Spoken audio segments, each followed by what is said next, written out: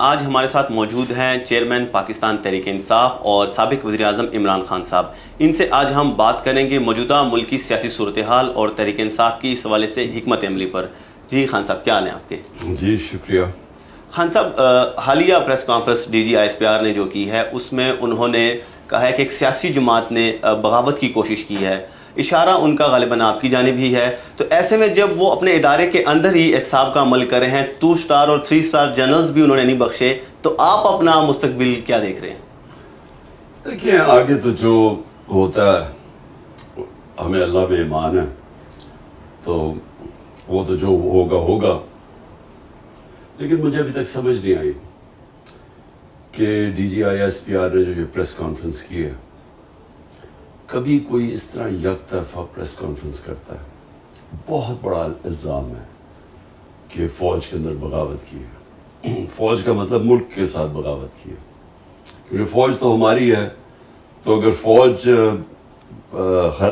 تباہ ہوتی ہے بغاوت کی وجہ سے تو ملک تباہ ہوتا ہے.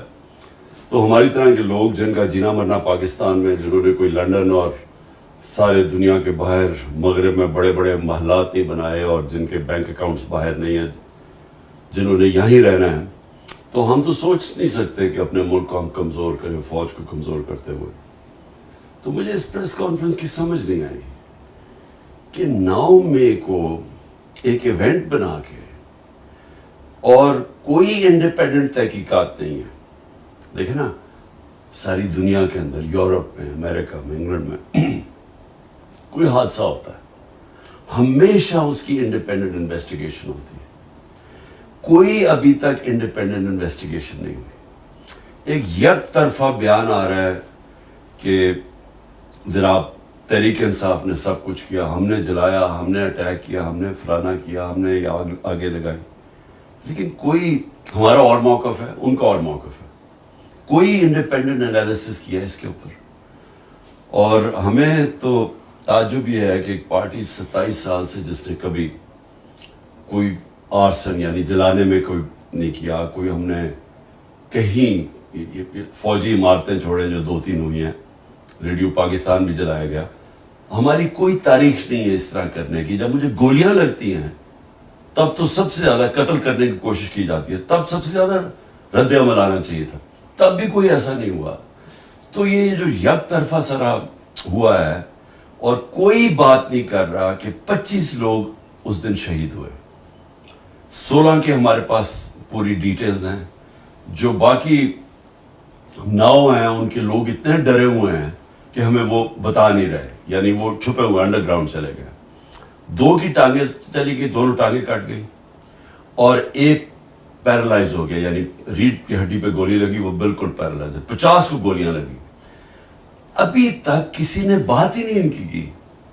دیکھیں، کسی ملک کے اندر آپ کے لوگ جب اس طرح ان کو شہید کیا جاتا ہے، نہتے لوگوں کو، کوئی چانس ابھی تک کوئی نہیں بتا رہا کہ کہیں ہماری طرف سے گولی چلی ہے. اگر بغاوت ہوتی ہے، کوئی عام ہوتی ہے، آپ فوج کے خلاف بغاوت کر رہے ہیں، اس کا مطلب کہ آپ کے پاس کوئی ہتھیار ہوں گے، آپ نے کوئی اٹیک کیا ہوگا، کوئی پلاننگ ہوگی. کوئی ایسی پلاننگ ہے؟ تو کیا نہتے لوگوں نے فوج کے خلاف بغاوت کیسے کر ڈالی تھی؟ خان صاحب، آپ پرائم منسٹر ان ویٹنگ سمجھے جا رہے تھے، لیکن 9 مئی کے بعد پارٹی کا جس طرح شرازہ بکھ رہا ہے تو آپ اقتدار کی دوڑ سے باہر ہوتے نظر آ رہے ہیں. کیا اب آپ کے پاس پلان ہے کہ آپ دوبارہ سے وہ مومنٹم حاصل کریں؟ دیکھیں، ایک چیز بہت ضروری ہے سمجھنے کہ پولیٹیکل پارٹی جو ہوتی ہے نا، وہ صرف ایک وجہ سے ختم ہوتی ہے، اس کا ووٹ بینک ختم ہو جاتا ہے. اب یہ پیپلز پارٹی اور نون لیگ ہے، 2 بڑی جماعتیں تھیں پاکستان کی، آج اکٹھی ہیں. آج دونوں بڑی جماعتیں اکٹھی ہو گئی ہیں. اس کے اکٹھے ہونے کے باوجود 37 بائی الیکشن ہوئے جو پچھلے چند مہینوں میں، 30 جیت گئی ہے تحریک انصاف. تو اس کا کیا ہوا پھر؟ کیونکہ ان کا ووٹ بینک ختم ہوتا جا رہا ہے. اکٹھے ہو کے بھی ایک جماعت کو نہیں ہرا سکتے. پوری اسٹیبلشمنٹ کی بیکنگ، پولیس ان کے ساتھ، انتظامیہ ان کے ساتھ، الیکشن کمیشن ان کے ساتھ، پھر بھی 37 میں سے 30 الیکشن ہار گئے. اور اتنے خوف زدہ ہیں کہ جب سپریم کورٹ نے اناؤنس کیا ہمارا پنجاب کا الیکشن 14 مئی کو، ان سب نے مل کے الیکشن سے بھاگ گئے. سپریم کورٹ کا فیصلہ, آئین کی خلاف ورزی کی. کیوں؟ کیونکہ ڈرے ہوئے ہیں ہارنے سے. تو پوائنٹ یہ ہے کہ جماعت تو تب ہارتی ہے جب اس کا ووٹ بینک ختم ہو جاتا ہے, اور جب اس کا ووٹ بینک ختم ہو جاتا ہے تو اسٹیبلشمنٹ بھی اس کے ساتھ کھڑی ہو جائے, وہ نہیں جیت سکتی. تو تحریک انصاف کا تو اس وقت ووٹ بینک عروج پہ ہے. یہ جو بھی ہو رہا ہے, آپ جتنا ہمارے پہ ظلم کیا جا رہا ہے, یہ انتقامی کارروائی کی جا رہی ہے, 9 مئی کا بہانہ لگا کے ہمارے 10,000 لوگوں کو جیلوں میں ڈال دیا ہے, سینئر لیڈرشپ جیل میں ڈال دی ہے. نکلتے تب ہیں جب وہ کہیں کہ جی ہم پارٹی چھوڑ رہے ہیں, تب وہ نکلتے ہیں. تو کیا اس سے کیا ہوگا؟ تحریک انصاف کمزور ہو رہی ہے, تحریک انصاف اور طاقتور ہو رہی ہے. کیوں؟ کیونکہ ووٹ بینک بڑھتا جا رہا ہے. خان صاحب, پارٹی کے سرکردہ جو رہنما ہیں اور آپ کے قریبی ساتھی, ان کے چھوڑ جانے کے بعد خود کو تنہا تو محسوس کرتے ہوں گے؟ دیکھیں, میری ایک مشن ہے. مشن کے اندر آپ نہ دیکھتے ہیں اپنی فیملی, نہ آپ دیکھتے ہیں اپنے دوست, نہ آپ دیکھتے ہیں کہ جی میرے سے 26 سال کوئی میرے ساتھ رہا ہے. آپ صرف مشن دیکھتے ہیں. آپ اٹھا کے دیکھ لیں جنہوں نے مشن لڑی ہیں, قائد اعظم محمد علی جناح, کتنی ان کی دوستیاں رہ گئیں, ان کی فیملی ڈسٹربٹ ہو گئی. مہاتما گاندھی کا دیکھ لیں, وہ بھی بہت بڑا لیڈر تھا, اس کا دیکھ لیں کہ اس کی کیا پرائیویٹ لائف, دوستیاں کدھر گئی. نیلسن منڈیلا کی زندگی پڑھ لیں تو وہ کتنی ان کی فیملی ساری ختم ہو گئی, اس کے دوستوں سے کیا ہوا. تو میرے لیے تو ایک مشن ہے حقیقی آزادی کی. 27 سال پہلے میں نکلا تھا تھوڑے سے لوگوں کے ساتھ, بڑی دیر تھوڑے سے لوگ تھے, پھر بڑھتی گئی, اور پھر اللہ کا کرم ہے آج پاکستان کی شاید تاریخ کی سب سے بڑی پارٹی بن چکی ہے. تو اس کے اندر دوستیاں کا آنا جانا سے کوئی فرق نہیں پڑتا. کنسنٹریشن ہے کہ ہم نے اپنے ملک کو, اگر ہم نے اس کو اٹھانا ہے, اگر ہم نے اس کو ایک عظیم قوم بنانا ہے جو کہ بن سکتی تھی. بڑا خواب تھا پاکستان, وہ تب ہوگا جب حقیقی جمہوریت آئے گی.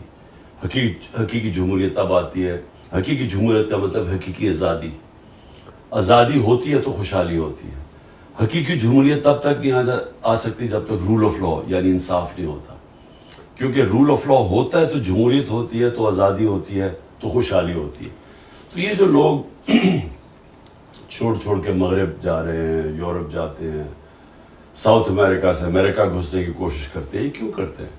کیونکہ ان ملکوں کے اندر آزاد لوگ ہیں, ان کی آئین ہے, ان کی جمہوریت ہے, ان کے رول آف لا ہے, لیول پلینگ فیلڈ ہے, محنت کا پھل ملتا ہے. لوگ ایک دفعہ اپنے ٹیکس دیں, قانون کے اوپر چلیں, آزاد ہو جاتے ہیں. ہمارے ملکوں کے اندر بدقسمتی سے ایک چھوٹا سا طبقہ ہے, وہ سارے ملک کے وسائل کنٹرول کر کے بیٹھا ہوا ہے, وہ آزاد نہیں ہونے دیتا. اور یہ جو سارے میرے خلاف جو جمع ہوئے ہیں 14 پارٹیز, اسٹیبلشمنٹ, یہ کیوں ہیں؟ کیونکہ یہ سب ڈرے ہوئے ہیں اس ملک میں حقیقی آزادی سے. حقیقی آزادی کا مطلب کہ یہ جو سارے قبضہ کر کے بیٹھے ہوئے وسائل کے اوپر اور قانون کے اوپر بیٹھے ہوئے ہیں, تو ان کو خطرہ ہے. خان صاحب, آپ کے پرانے دوستوں کی نئی جماعت استحکام پاکستان پارٹی کو کس نظر سے دیکھ رہے ہیں آپ؟ دیکھیں, کبھی بھی پاکستان کی تاریخ میں کوئی آرٹیفیشل پارٹی چلتی نہیں ہے. زندگی میں کوئی شارٹ کٹ نہیں ہوتا. یعنی میں اگر یہاں تک پہنچا ہوں تو 27 سال کی سٹرگل ہے.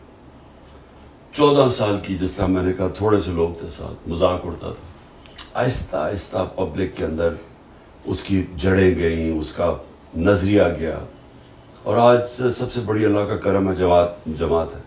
لیکن کسی کا خیال ہے کہ اس طرح کی جماعت بنا دو اور ادھر ادھر سے لوگ توڑ کے لے آؤ, تو اس کی پبلک میں تو کوئی روٹس ہے ہی نہیں. خان صاحب, پاکستان کی سیاست میں فوج کے کردار کے کس حد تک آپ قائل ہیں؟ کس حد تک فوج کا کردار ہونا چاہیے, اور ہونا چاہیے بھی یا نہیں؟ آپ کا کیا موقف ہے اس بارے میں؟ دیکھیں, ہمارا ایک ملک ایوالو کر رہا ہے. 75 سال کی ہماری زندگی ہے. ہمارا ملک کیسے شروع ہوا تھا؟ ایک سیکیورٹی سٹیٹ. کیوں؟ ہمیں خوف تھا. ایک دم آتے ساتھ ہی 47 میں آزادی ہوئی, 48 میں جنگ ہو گئی کشمیر کے اوپر. اس کی وجہ سے ایک خوف آ گیا کہ ہم 7 گنا بڑا ملک ہے ہمارا ہمسایہ, اور وہ ہمیں مانتا ہی نہیں ہے. وہ ہمسائے کا خیال تھا کہ پاکستان زیادہ دیر رہے گا نہیں, اور یہ پھر ضم ہو جائے گا ہندوستان میں. اس خوف کی وجہ سے ہماری سیکیورٹی اسٹیٹ اور قوم اپنی فوج کے ساتھ کھڑی ہو گئی، اور قوم یہ سمجھتی تھی کہ فوج کی ہمیں بہت ضرورت ہے. تو وہ ہوتا ہوا ایسے کہ فوج نے 3 دفعہ ڈائریکٹ مارشل لاز لگائے حکومت کی، اور جب نہیں بھی مارشل لا تھے تو فوج اندر ایک سسٹم کے انٹرنچ ہو گئی. میرا پوائنٹ یہ ہے کہ آگے جب ہم پڑھ رہے ہیں، کوئی بھی جو پرماننٹ چیز ہوتی ہے نا، وہ ہوتی ہے چینج. آپ اگر وقت کے ساتھ نہیں بدلتے، ٹائم کسی کی انتظار نہیں کرتا، آپ کو پیچھے چھوڑ دیتا ہے. آج اگر ہم اپنا ہندوستان سے موازنہ کریں اور جو ابھی ہندوستان کی اور امریکہ کا جو معاہدے ہوئے ہیں، اور جس تیزی سے اب ہندوستان آگے بڑھ رہا ہے اور جس تیزی سے ہم نیچے جا رہے ہیں، تو ہمیں آج ہی سوچنا چاہیے کہ اگر ہم نے اپنے آپ کو بدلا نہ تو ہمارا مستقبل اب خطرے میں ہے. کیونکہ جو ہندوستان کی یہ جو بی جے پی یا آر ایس ایس کی جو نظریہ آئیڈیالوجی ہے، یہ پاکستان کو تسلیم نہیں کرتی، اور یہ پوری کوشش کرے گی کہ اگر انہوں نے یہ دیکھا جس طرح ہم کمزور ہوتے جا رہے ہیں تو وہ گرتی ہوئی دیوار کو ایک دھکا اور دو، وہ ضرور کریں گے، وہ ہمیں اور کمزور کریں گے. کیونکہ وہ نریندر مودی کا بڑا ایک تکبر بھرا ہوا بیان آیا ہے کہ پاکستان تو اپنے بوجھ کے اندر ہی گر رہا ہے، ہمیں تو اس کی پرواہ نہیں کرنی چاہیے.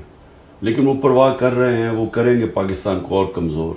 تو ہمیں تو اپنے آپ کو اگر ہم نے نہ بدلا، ہم نے اپنے آپ کو ایک حقیقی طور پہ جمہوریت اور رول آف لا نہ لے کے آئے پاکستان میں، تو مجھے افسوس سے کہنا پڑتا ہے کہ جو اب حالات ہیں، اگر اسی طرح ہم چلتے رہے، اس کا تو کوئی مستقبل نہیں ہے. خان صاحب، پاکستان میں میڈیا کی آزادی کو آپ کس نظر سے دیکھ رہے ہیں اور کس حد تک میڈیا کی آزادی کے آپ قائل ہیں؟ دیکھیں، جمہوریت کیا ہے؟ جمہوریت ہے آزادی. جمہوریت کیوں ہم چاہتے ہیں؟ کیونکہ ہمیں آزاد کر دیتی ہے. کیوں جو ملک جمہوریت جن میں آ جاتی ہے وہ کیوں تیزی سے ترقی کر جاتے ہیں؟ کیونکہ وہ لوگ آزاد ہو جاتے ہیں. ایسٹ اور ویسٹ یورپ دوسری جنگ عظیم کے بعد آدھا غلامی میں چلا گیا، ایک ٹوٹیلیٹیرین سٹیٹس بن گئی، آزادی ختم ہو گئی. اور جو آدھا یورپ تھا، ویسٹرن یورپ، آزاد ہو گیا. 50 سال کے بعد جو آزاد یورپ تھا وہ خوشحال ہو گیا، اوپر چلا گیا، جو غلام تھا وہ نیچے رہ گیا. ایسٹ جرمنی، ویسٹ جرمنی، جو آزاد تھا، جو جمہوریت تھی، ویسٹ جرمنی وہ اوپر چلا گیا، ایسٹ جرمنی پیچھے رہ گیا. ساؤتھ کوریا، نارتھ کوریا میں ڈکٹیٹرشپ آ گئی، ساؤتھ کوریا جمہوریت آ گئی، وہ اوپر چلا گیا اور وہ پیچھے رہ گیا. تو ہمیں یہ پتہ ہے کہ جمہوریت اور آزادی ساتھ ساتھ جاتے ہیں، اور اس کے لیے آزاد میڈیا بہت ضروری ہے. جب آپ میڈیا آزاد ہوتا ہے، وہ تنقید کرتا ہے. جب ایک سسٹم میں آپ تنقید کرتے ہیں، وہ اس میں اصلاحات کی چانس ہوتی ہے. جب آپ تنقید ختم کر دیتے ہیں، سسٹم ختم ہو جاتا ہے. اور وہی میں نے آپ کو جو مثال دے رہا ہوں کہ یہ سب معاشروں میں جب ڈکٹیٹرشپ میں تنقید ختم ہو جاتی ہے، سسٹم پیچھے رہ جاتے ہیں. تو آزاد میڈیا تو بہت ضروری ہے. یہ ہے کہ اس کو ذمہ دار ہونا چاہیے، اس کے اوپر کربز ہونی چاہیے. جس طرح مغرب میں لائبل کیسز ہوتے ہیں، آپ کسی کی توہین نہیں کر سکتے، لیکن تنقید کرنا ایک معاشرے کے لیے تو خون ہے، اس کا خون بڑھتا ہے. خان صاحب، لیکن اس حوالے سے ہی کہا جاتا ہے کہ آپ کے دور میں بھی کوئی مثالی دور نہیں تھا میڈیا کے حوالے سے. نہ صرف انڈیویجولی صحافی اس سے متاثر ہوئے ہیں، بلکہ کئی ادارے بند ہوئے، کئی سینکڑوں صحافی بے روزگار بھی ہوئے ہیں. اس حوالے سے آپ کیا کہیں گے؟ یہ بالکل پروپیگنڈا ہے. میں چیلنج کرتا ہوں، ایک انگریزی میں لفظ ہوتا ہے، وہ کہتے ہیں کہ فالس ایکویولنس. غلط طریقے سے ایکویٹ کر دیتے ہیں دو بالکل مختلف چیزوں. آج میڈیا بالکل کنٹرولڈ ہے. آپ آج عمران خان کا ٹی وی پہ نام نہیں لے سکتے، جو ملک کی سب سے بڑی پارٹی ہے اور جس کی ریٹنگ 70 to 80% ہے ایک جمہوریت کے اندر. کیسے ہو سکتا ہے کہ میڈیا پہ آپ اس کو دکھانے ہی نہیں دے رہے؟ اس کا مطلب میڈیا تو ختم ہو گیا. آج تو ٹوٹل سینسرشپ ہے. حکم ملا ان کو کہ نہ عمران خان نہ تحریک انصاف کا موقف نہیں ٹی وی پہ آ سکتا. ہمارے زمانے میں 2-3 انسیڈنٹ ہوئے ہیں. اس کے پیچھے اس وقت کیونکہ ہم جنگ سے نکل رہے تھے، وار آن ٹیرر سے، تو وہ سیکیورٹی یہی فوج نے 2-3 لوگوں کے اوپر ایکشن لیا تھا. میری گورنمنٹ نے کسی کے اوپر ایکشن لیا، اور ایک جگہ مطیع اللہ جان کو اٹھایا گیا تھا، ہمیں پتہ چلا، اگلے دن ہم نے اس کو چھڑوایا. یعنی ہمیں اب 4-5 ہمارے بڑے صحافی ملک سے باہر چلے گئے ہیں. ایک کو ملک سے باہر گیا, اس کو قتل کروایا, ارشد شریف کو. اس وقت عمران ریاض 1.5 مہینہ ہو گیا, اس کا پتہ ہی نہیں کدھر ہے, اور عدالت کہہ رہی ہے اسے پیش کرو, اس کا پتہ نہیں ہے. 4-5 سینئر صحافیوں کو مارے پڑوائی ہیں. آپ تو کچھ کمپیئر ہی نہیں کر سکتے ہمارے دور اور اس دور کو. یہ تو مارشل لاء میں اتنے برے حالات نہیں تھے جو آج ہے.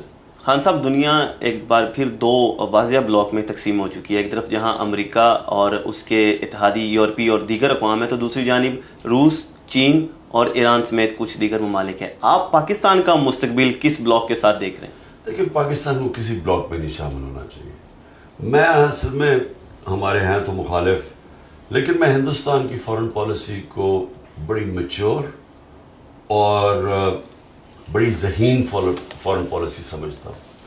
ہندوستان نے اپنے آپ کو نان الائنڈ رکھا, مطلب کہ ہم کسی بلاک میں نہیں ہیں. جب کولڈ وار تھی اور ہم بلاکس میں چلے گئے, اور اس کے انہوں نے سب سے اپنے تعلقات رکھے, امریکہ سے بھی رکھے, روس سے بڑے کلوز تعلقات تھے.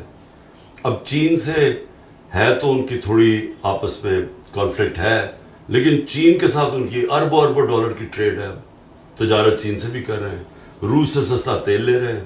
امریکہ کے ساتھ ابھی وہ الائنس کر لی ہے کہ ہر قسم کا انہوں نے کبھی اس طرح کی اسٹریٹجک الائنس, اکنامک, ٹیکنالوجی, جس طرح کی وہ الائنس کی ہے.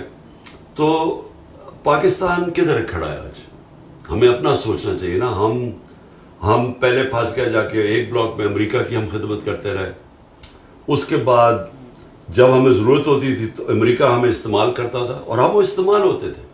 افغان جہاد میں ہم استعمال ہوئے, جب استعمال ٹیشو پیپر کی طرح استعمال کر کے پھینک دیا گیا. پھر وار آن ٹیرر میں استعمال ہوئے, پھر وہ ختم پھینک دیا گیا. تو یہ تو ہمارا اپنا قصور ہے. ایک خوددار فارن پالیسی ہونی چاہیے, غیرت ہونی چاہیے, قومی غیرت, ایک اپنے پیر پہ کھڑا ہونا چاہیے. ہمیں اب سب سے اچھے تعلقات رکھنے چاہیے. ہمیں امریکہ سے بھی اچھے رکھنے چاہیے, چین سے بھی, روس سے بھی, سب سے. کیونکہ ہمیں تو ایک امن چاہیے پاکستان میں. ہمیں کسی کی جنگ کے اندر شرکت نہیں کرنی چاہیے. میرا بالکل موقف ٹھیک تھا کہ روس اور یوکرین کے پیچھے ہمیں نیوٹرل رہنا چاہیے. اس گورنمنٹ نے آ کے یوکرین کا ساتھ دینا شروع کر دیا, اور پھر کہتے ہیں جی روس نے ہمیں سستا تیل نہیں دیا. تو یہ تو ہمارا اپنا, ہمیں کیوں ضرورت ہے؟ کیا کوئی ہماری کانفلکٹ میں شرکت کرتا ہے؟ ہمارا اب کشمیر کا مسئلہ بنا ہوا ہے.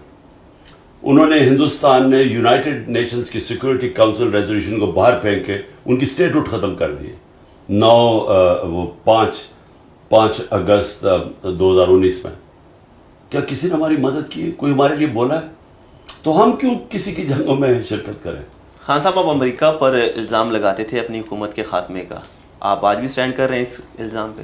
دیکھیں, جو حقیقت ہے وہ تو ہے نا حقیقت, کہ ایک 6 مارچ کو میرے پاس ایک سائفر آتا ہے, کوڈڈ میسج, سیکرٹ میسج اپنے ایمبیسڈر سے واشنگٹن میں, اسد مجید سے, کہ ان کو ایک American under secretary of state نے کہا کہ عمران خان کو اگر تم نہیں ہٹاؤ گے ووٹ آف نو کانفیڈنس میں, تو ہم تمہارے لیے, پاکستان کے لیے کانسیکوینسز ہوں گے. تو یہ تو حقیقت ہے, کیونکہ وہ سائفر تو میں نے اس میں بھی کیبنٹ میں رکھا, نیشنل سیکورٹی کاؤنسل میں رکھا, کہ ہمارے ملک کی توہین ہے یہ, کہ ایک دوسرے ملک کا ایک آفیشل کہہ رہا ہے کہ ملک کے الیکٹڈ پرائم منسٹر کو ہٹا دو. تو وہ تو فیکٹ ہے. لیکن بعد میں ہمیں جب چیزیں آہستہ آہستہ پتہ چلی, ایک فائرہ ہے انگلینڈ کے اندر, امریکہ کے اندر, جس کے اندر آپ کو رجسٹر کرنا پڑتا ہے. کوئی بھی فورن لابسٹ ہو اس کو رجسٹر کرنا پڑتا ہے. کسی ملک سے اگر کوئی لابی کر رہا ہو تو اس میں پتہ چلا کہ حسین حقانی کو ہم نے $30,000 دیے تھے, اور جنرل باجوہ نے اس کو پیسے دلوائے تھے اپنے لیے لابی کرنے کے لیے میرے خلاف, کہ عمران خان اینٹی امریکن. تو یہ یعنی سازش تو ادھر سے شروع ہوئی, تو ادھر اس کے بعد ادھر سے سائفر آیا. خان صاحب, ایک تاثر عام ہے کہ آپ کے دور میں آپ پاکستان میں چینی منصوبوں پر تحفظات رکھتے تھے. آج کی تاریخ میں سی پیک پر آپ کا کیا موقف ہے؟ دیکھیں, پہلے تو یہ بالکل ہی غلط ہے. ہمیں بلکہ الٹا کہا جا رہا تھا. جنرل باجوہ ہمیں کہتا رہتا تھا کہ تم بہت زیادہ چائنا کی طرف چلے گئے ہو, امریکہ ناراض ہو جائے گا. ہمیں تو وہ الٹا کہتا تھا. تو ہمارا تو یہ ہے کہ چائنا ہمارا 70 سال پرانا دوست ہے, اور چائنا ہمارے ساتھ ہر اچھے برے وقت میں کھڑا ہے. اور ہمیں ہمیشہ چائنا سے تعلقات ہمارے اس لیے اچھے ہونے چاہیے کہ فیوچر میں چائنا ایک وہ پاور نکل رہی ہے، اکنامک پاور، میرے نہیں خیال میں اس کا کوئی مقابلہ کرے گا. تو ہمیں تو ان سے ہر قسم کی ہیلپ کی ضرورت ہے چائنا سے. سو ہم نے تو پوری کوشش کی کہ ہمارے تعلقات بہتر ہو. بدقسمت ہے 2 سال کووڈ-19 آ گیا. کووڈ-19 کی وجہ سے 2 سال چائنا بند ہو گیا. تو اس سے ہماری جس رفتار پہ ہماری پروگریس ہونا تھا، اور سی پیک پہ بھی، لیکن وہ بھی میں سمجھتا ہوں کہ ہم نے اس کے باوجود ہم نے بڑی تیزی سے آگے بڑھا ہے. لیکن سر واقفان حال تو کہتے ہیں کہ چائنا کا جو ٹلٹ ہے وہ شریف برادران کی جانب زیادہ ہے بجائے آپ کے. کوئی تو وجہ ہوگی اس کی؟ میں نہیں جانتا کہ یہ دیکھیے یہ پروپیگنڈا ہے. کون یہ فیصلہ کرے گا کہ ٹلٹ زیادہ ہے؟ یعنی کیا ثبوت ہے اس کا؟ کیا انہوں نے 14 مہینے میں یہ جب سے آئے ہیں تو کون سا مارکا مار دیا؟ بتائیں چائنا سے کیا کیا انہوں نے؟ وہ بتائیں انہوں نے کوئی کام کیا جو ہمارے زمانے میں نہیں ہوا. یہ سمجھے کہ چائنا کا جو فورن منسٹر تھا، میری نو کانفیڈنس موشن جب انہوں نے درج کیا اسمبلی میں، تو اس جب میں نے OIC کانفرنس کی تو چائنا کا foreign minister specially as a guest آیا. تو وہ کبھی اس طرح آتا ہے کہ اگر تعلقات ٹھیک نہ ہو، اور OIC کے سارے ملک کبھی آتے ہیں آپ کے، اگر سعودی عربیہ اور ایران اور جس بڑے مسلمان ملک ہیں یہ نہ چاہیں، نہیں تو OIC کانفرنس تو نہیں ہو سکتی. تو 4 مہینے میں 2 تو OIC کانفرنسز ہوئی ہماری، ان میں اٹینڈ کرتا ہے آگے چائنا کا فورن منسٹر. تو یہ کدھر سے کہتے ہیں کہ یہ تعلقات ٹھیک نہیں تھے؟ خان صاحب، آپ کے دور میں آپ کا ایک منصوبہ تھا کہ تحریک طالبان پاکستان کے ساتھ مذاکرات کیے جائیں، حتیٰ کہ فاٹا کے اندر بھی انہیں آباد کرنے کی بات ہو رہی تھی. آج کے بھی آپ کا موقف وہی ہے باوجود اس کے کہ وہ ہماری اسٹیٹ کو ہی تسلیم نہیں کرتے؟ دیکھیں، گورنمنٹ چینج ہو جاتی ہے افغانستان میں، طالبان کی حکومت آ جاتی ہے. طالبان کی حکومت کہتی ہے کہ جو TTP افغانستان میں بیٹھ کے پاکستان میں واردات کر رہی تھی، وہ ان کو کہتے ہیں کہ جی اب آپ پاکستان واپس جائیں. اب جب وہ پاکستان ان کو واپس بھیجتے ہیں تو ہمارے پاس 2 چوائسز ہیں نا. ہم یا تو، اور وہ 30-40 ہزار لوگ تھے، یعنی ان کی فیملیز ملا کے، اب یا تو آپ ان کو کھڑے کر کے گولی مار دیں، یا ان کو یہاں کوشش کریں ریہیبلیٹیٹ کرنے کی، کیونکہ افغانستان کہتا ہے ہمیں نہیں چاہیے، آپ کے لوگ ہیں واپس لے لیں. تو دیکھیں، جو عقل والی چیز تھی نا وہ یہ ہے کہ ان کو سیٹل کرتے ہیں، ہم ان کو ریہیبلیٹیٹ کرتے ہیں. یہ ساری دنیا میں ہوتا ہے. یہ جب بھی آپ کی یہ جو دہشت گردی کی جنگ ختم ہوتی ہے نا تو آخر میں مذاکرات پہ ہوتی ہے اور آپ پھر ریکنسیلیشن کرتے ہیں. اب ہوا کیا کہ ہم پلان بھی، ہم نے پیسے کا بھی بندوبست کیا کہ ہم ان کو سیٹل کریں گے.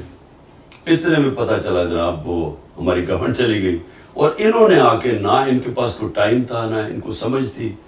اس کے بعد جو ہماری ملٹری اسٹیبلشمنٹ تھی وہ لگ گئی تحریک انصاف کو ختم کرنے کے لیے، اور وہ TTP کو بھول گئی.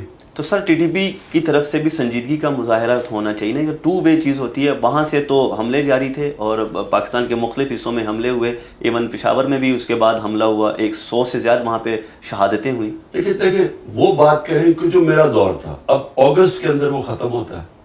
اگست میں، یعنی اگست میں ان کی گورنمنٹ آتی ہے طالبان کی، اور اس کے بعد یہ آنا شروع ہو جاتے ہیں نومبر دسمبر میں پاکستان. ہم اپریل تک تھے. مجھے بتائیں ہمارے دور میں کیا ہوا ہے؟ ہمارے دور میں کیوں نہیں کوئی حملہ ہوا؟ کیونکہ ہماری بات چیت چل رہی تھی اور ہمارا پلان یہ تھا ان کو ریہیبلیٹیٹ کرنے کا. جب ہم چلے گئے اس کے بعد جون کے اندر میں نے پہلی دفعہ بتایا کہ ان کو سیٹل کرو، کیونکہ پہلی دفعہ پرابلم آیا ہمارا کانڈ کے اندر.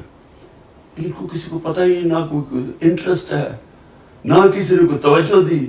تو دیکھیں، اگر انہوں نے واپس ری سیٹل ہونا تھا تو وہ آسان تو نہیں تھا، لیکن آپ کے پاس دوسری چیز ہے، پھر جنگ شروع کر دیں. تو اب تو ہمیں پتہ ہی نہیں ہے کہ کیا ہو رہا ہے. اب تو کسی کو اندازہ نہیں ہے کہ یہ کیا سٹیٹس ہے، یہ حکومت کیا کوششیں کر رہی ہے. کیونکہ بدقسمتی سے اس وقت ساری جو توجہ حکومت کی اور ملٹری اسٹیبلشمنٹ کی ہے وہ تحریک انصاف کو ختم کرو. ہمارے اوپر پوری سرویلنس لگی ہوئی ہے، ہر جگہ لوگوں کو پکڑ پکڑ کے جیلوں میں ڈال رہے ہیں. 10,000 لوگ ہمارے جیلوں میں ڈال دیے. تو ان کی تو ساری توجہ ادھر ہی ہے.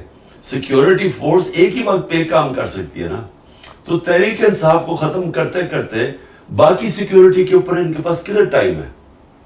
खान साहब, आपने अक़वाम मुत्तहिदा की जनरल असम्बली से खिताब में कहा था कि पाकिस्तानी पख्तून जो हैं वो अफगान तालिबान के साथ हमदर्दी रखते हैं और इसकी वजह मजहबी से ज़्यादा पश्तून नेशनलिज्म है। इससे आपकी क्या मुराद थी? हमारे देखने और सुनने वालों के लिए इसकी वजाहत फरमाएं।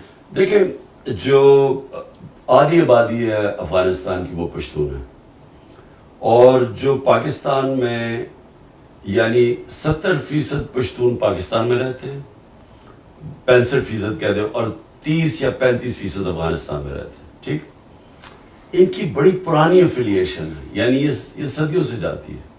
ये पाकिस्तान जो ड्यूरेंट लाइन थी ना बीच में, उसको वो मानते ही नहीं थे। ये पहली दफा उसका फेंस किसने किया? हमने वहां बाड़ लगाई। उससे पहले तो वो खुला बॉर्डर था, तो उनके ताल्लुकात बड़े करीब थे। तो जब अफगान जहाद हुई, तो अफगान जहाद में जो इस तरह पश्तून थे कबायली इलाके में, इन्होंने पूरी शिरकत की अफगान जहाद में, जो 80 की दिहाई में हुई।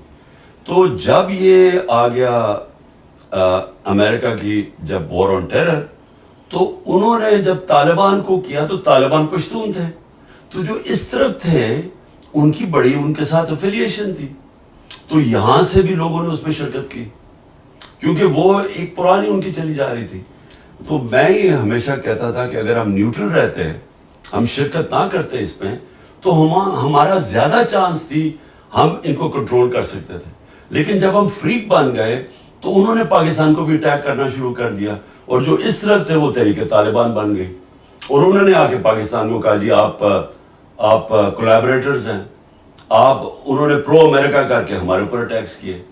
खान साहब, आपने अलकायदा चीफ को भी शहीद कहा था, इसकी क्या वजह थी और क्या आज भी आप उसे शहीद समझते हैं? वो तो और तरह मैंने बात की थी, वो गलत तरह ये समझे थे, मैंने क्लैरिफाई कर दी थी बात में। तो अभी अगर आप रिकॉर्ड की दुरुस्ती के लिए क्लैरिफाई कर और आगे चले और बात करें। अच्छा, आखिरी सवाल आपसे ज़रा मौजूदा तल्ख सूरत हाल से ज़रा हट के है और वो क्रिकेट पे है।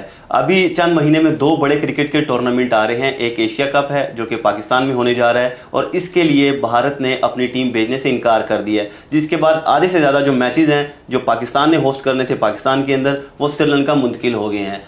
और दूसरी तरफ उसके एक माह बाद ही भारत में आलमी कप आ रहा है, वर्ल्ड कप, और वहाँ पाकिस्तानी टीम ने जाना है, और हुकूमत ने अभी तक फैसला नहीं किया कि आया हमें भी टीम भेजनी चाहिए या नहीं।